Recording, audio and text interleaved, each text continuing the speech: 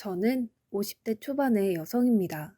늘 힘들기만 했던 제 인생에 5년 전 기적이 찾아왔던 이야기를 해보려고 해요.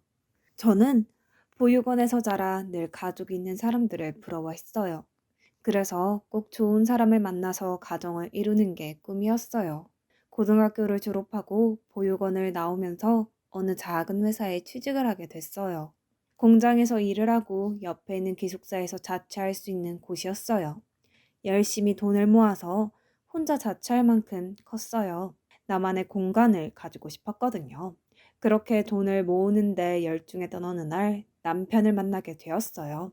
사무직이었던 남편이 공장에 샘플을 전달하러 왔다가 저와 만나게 된 건데요. 저는 그때 공장 사무실에서 격리를 하고 있었어요. 남편은 제가 마음에 들었는지 처음 만났을 때부터 친근하게 말을 걸었고 그런 남편이 좋았습니다.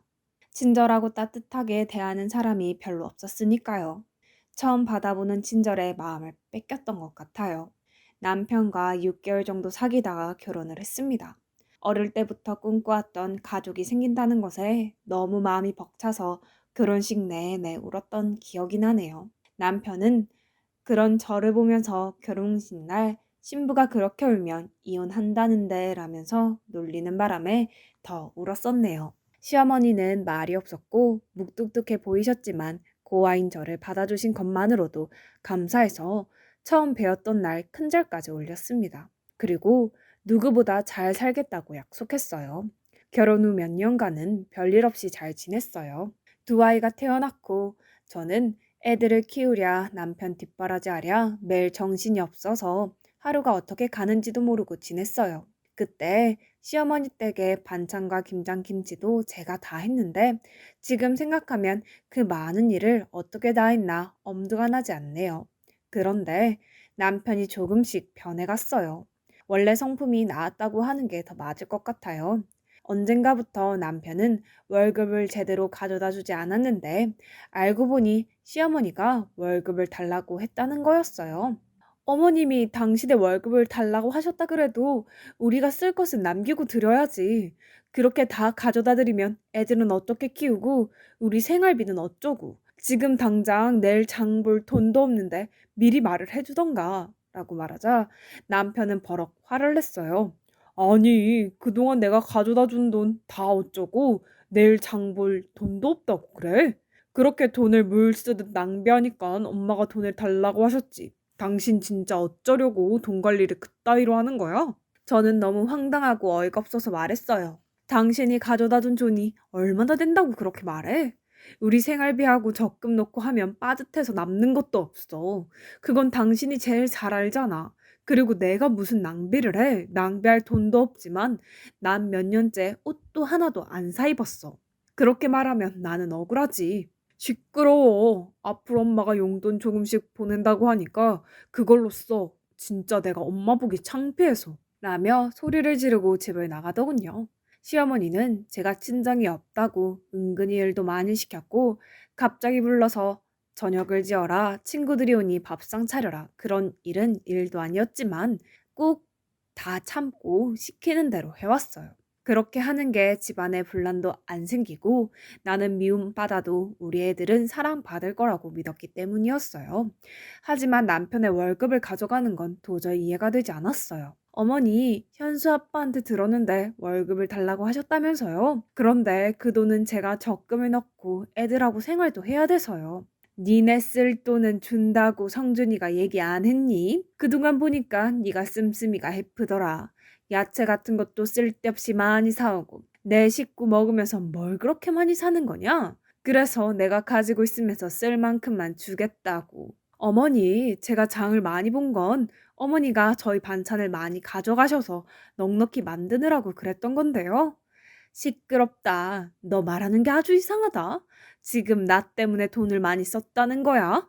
그렇게 나오시니 저는 더 이상 아무 말도 할 수 없었어요. 그때부터 저는 시어머니에게 매주 조금씩 돈을 다 써야 했는데 그 돈으로는 애들한테 들어가는 걸 쓰기에도 부족했어요. 남편한테 사정을 얘기하고 용돈을 좀 나눠달라고 했지만 남편은 코웃음만 치더군요. 내가 나가서 사람들 만날 때 돈 없어서 쩔쩔 매야겠어? 사회생활 하는 사람이 여유가 있어야지 언제 무슨 일이 생길 줄 알고 막말로 갑자기 친구라도 만나면 내가 돈 한 푼 없이 가서 얻어먹기만 해야 돼?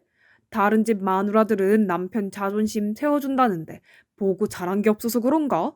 은근히 제가 구하라는 걸 비아냥거리더군요. 저는 너무 억울했지만 더 이상 아무 말도 하지 않았어요. 제 말이 통하지 않는다는 걸 몇 번의 경험을 통해서 알았으니까요. 저는 제가 할 수 있는 일들을 찾기 시작했고, 집에서 할 수 있는 인형 눈 붙이기부터 밤 까는 일들을 했습니다. 손도 많이 가고 힘이 드는 거에 비해서 돈은 조금이었지만 그나마 집에서 애들을 보면서 할 수 있는 일이었어요. 사정이 이런데도 시어머니는 주는 돈을 더 줄이더군요. 요새 돈 좀 번다며? 그럼 더 안 줘도 되지?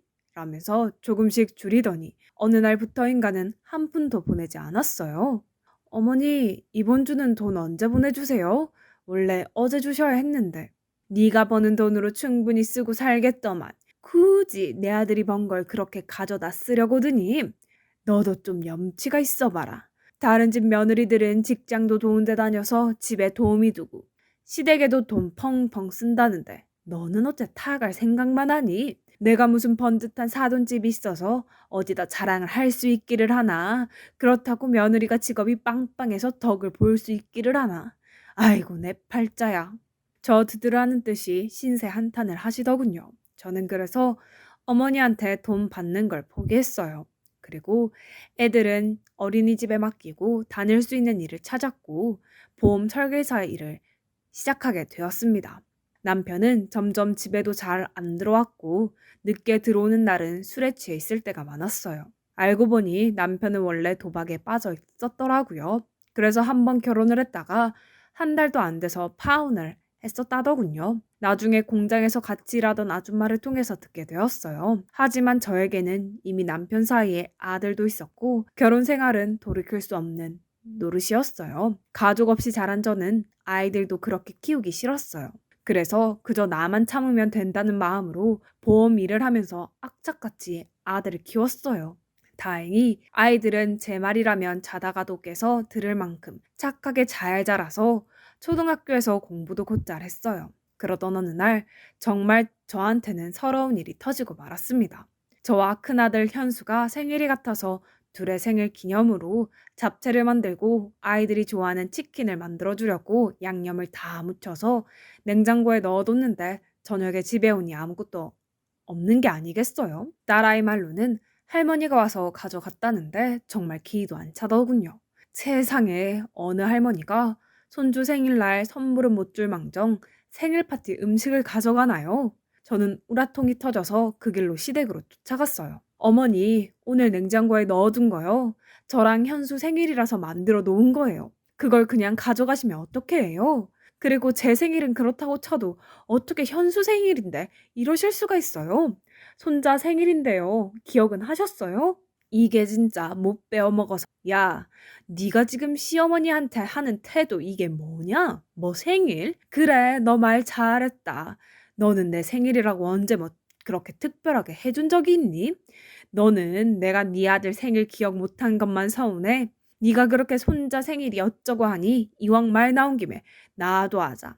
나는 어쩌다가 천한 고한 며느리를 들이게 돼서 아주 어디 가서 쪽팔려서 말도 못 꺼내고 살았다. 그렇게 사람 창피 주고 네가 맨몸으로 와서 자식까지 낳고 살았으면 시어머니한테 고마워서 뭐 하나라도 더 해주려고 해야지. 인간 아니야? 네가 성준이가 아니었으면 너는 아직 시집도 못 가고 공장에 더 있었어. 네 인생 피게 해줬으면 매일 감사하다고 해도 부족한 일 아니니? 처음에 만났을 때는 큰절을 하고 부산을 떨더니 내가 돈 좀 관리하고 집에 저녁 반찬거리 좀 가져왔다고 이렇게 쫓아와서 사람을 못 살게 굴고 시건방을 떨어?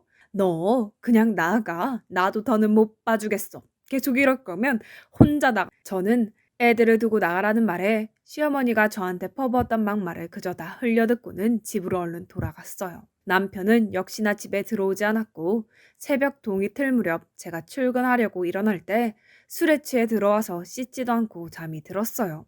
정말 모든 걸 놔버리고 도망가 버릴까 하는 생각이 굴뚝 같았어요. 하지만 애들한테 부모 없는 삶을 물려주고 싶지 않아서 참았습니다.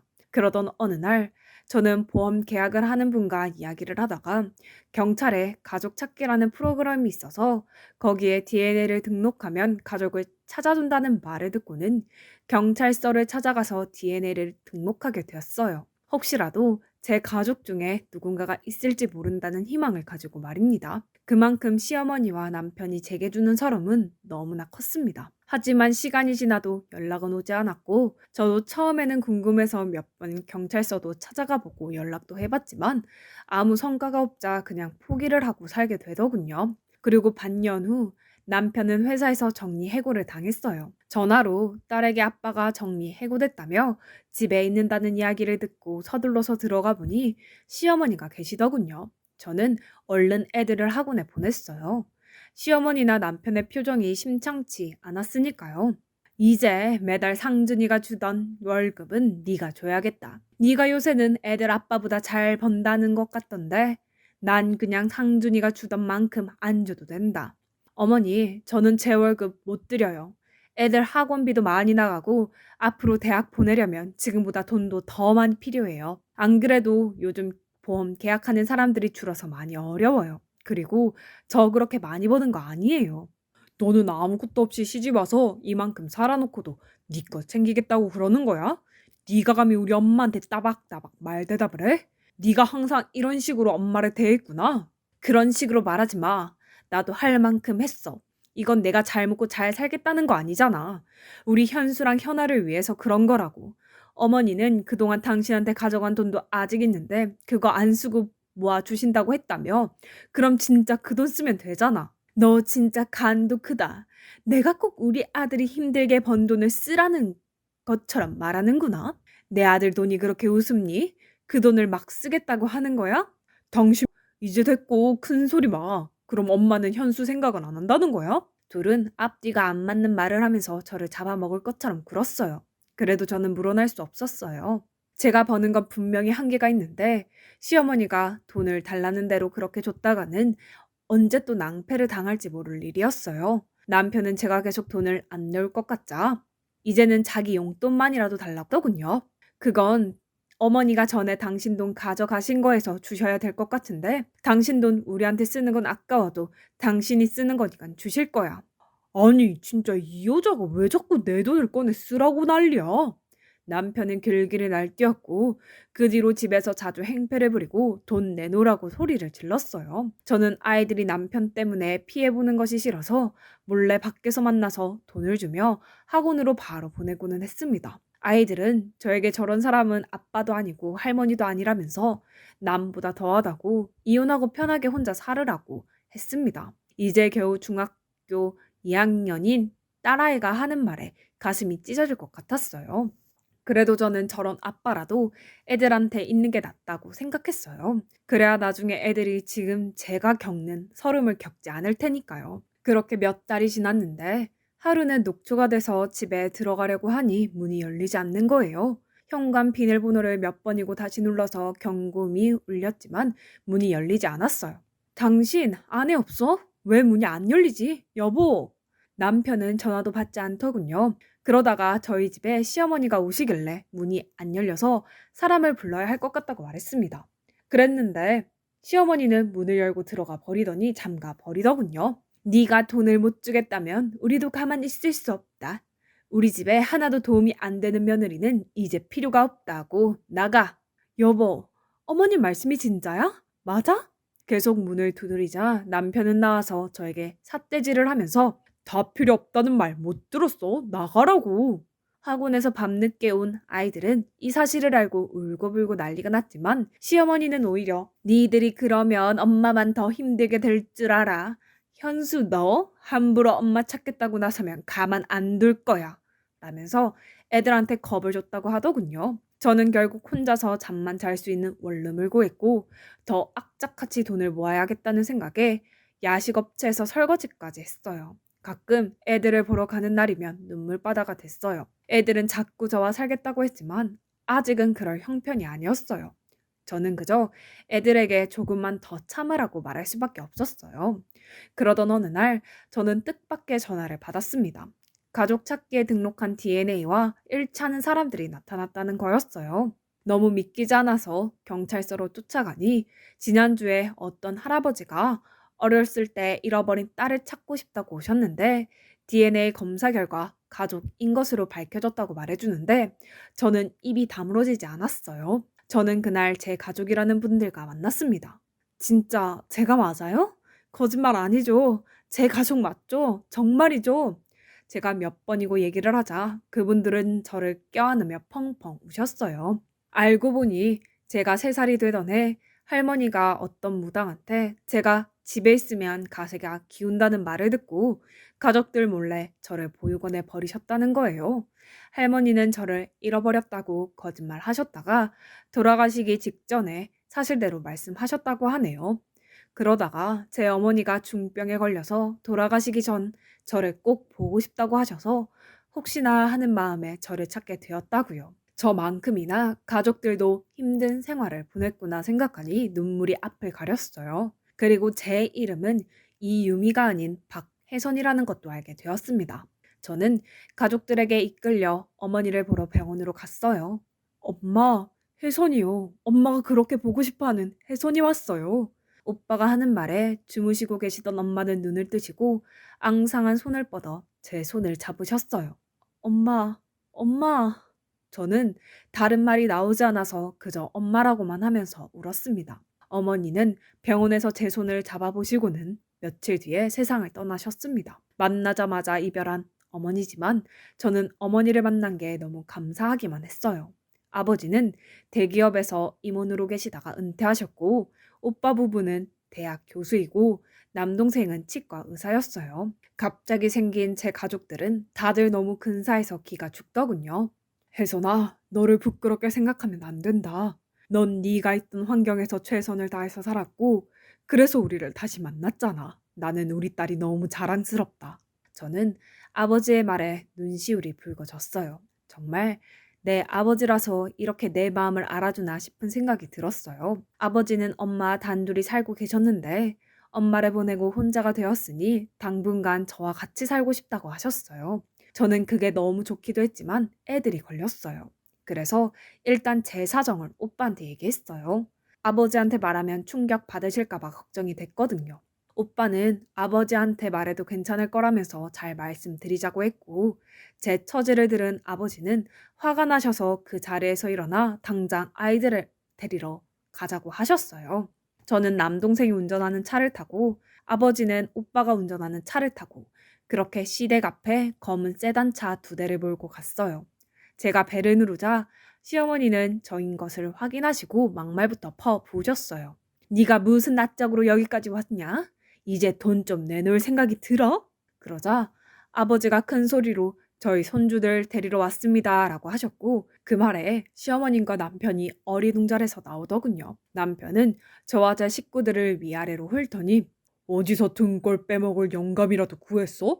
그래서 이렇게 와서 큰 소리 치는 거야? 내 자식들 그런 구질구질한 돈으로 키우게는 못하지 라고 하자 진짜 생각하는 수준하고는 저분이 제 아버지세요. 우리는 혜손이 가족입니다. 라며 저를 가리키자 남편과 시어머니는 어리둥절해 하더군요. 오빠 남동생이 우리 애들 옷가지와 책들을 챙기는 동안 저는 시어머니와 남편에게 제 가족을 찾은 얘기를 했어요. 제 얘기를 들은 2사람은 얼굴이 하얗게 질려서 아버지를 보다가 점점 고개를 숙이더군요. 돈 때문에 항상 걱정이 많으신 것 같으니 이제 제 손주들은 제가 챙기겠습니다. 그동안 제 딸한테 하신 것에 대해서는 차차 어떻게 할지 변호사와 상의할 거고요. 라고 하셨고 변호사 소리를 들은 시어머니와 남편은 표정이 굳어졌어요.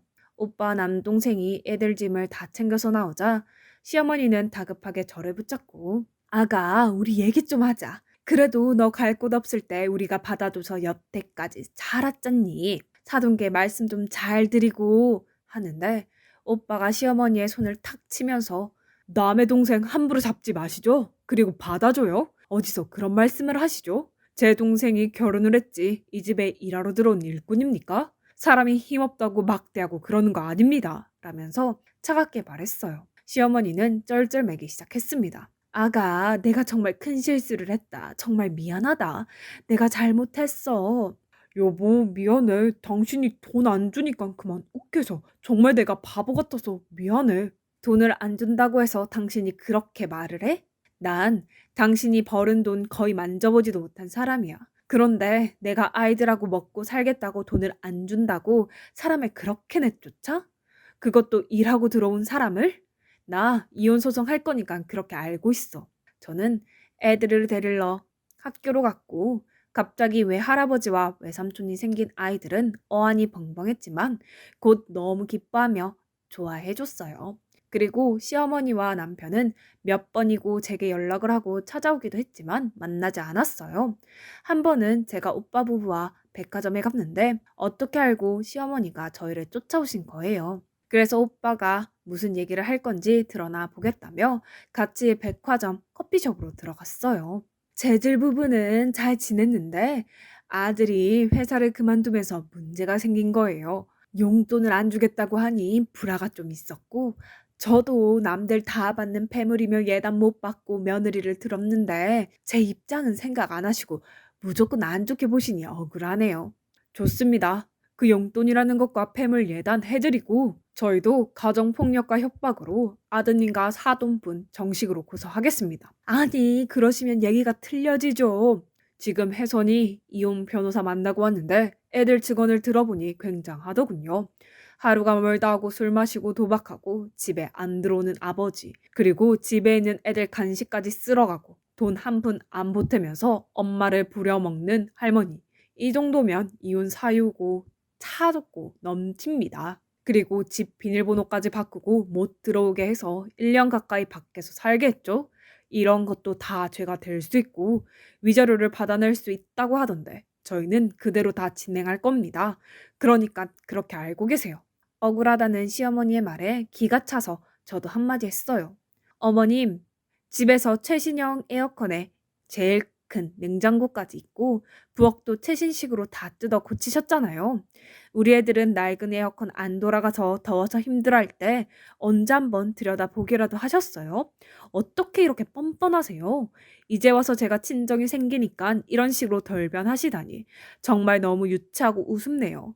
그 미안하다는 말도 못 믿겠으니까 나중에 법정에서 만나죠. 시어머니는 주변에서 다 쳐다보자 얼굴을 숙이고 서둘러 돌아갔어요.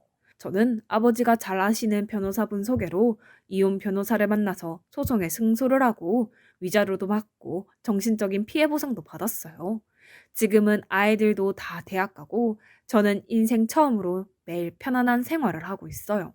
이런 든든한 가족들이 있다는 게 살아가면서 이렇게나 힘이 된다는 걸 몰랐어요. 가지고 있을 때는 모른다고 하던데요. 많은 분들께서 가족이라는 존재가 원래 있었기 때문에 너무도 당연한 거라서 소중함을 잘 못 느끼실지도 모르겠어요. 오늘은 더 따뜻한 마음으로 가족들 한 번 더 생각해 보시는 건 어떨까요? 저 같은 사람도 웃을 날이 오니 사연 들으시는 분들에게도 좋은 일들 생겼으면 좋겠다는 마음으로 이야기를 하게 되었습니다. 그럼 다들 행복하세요. 들어주셔서 감사합니다.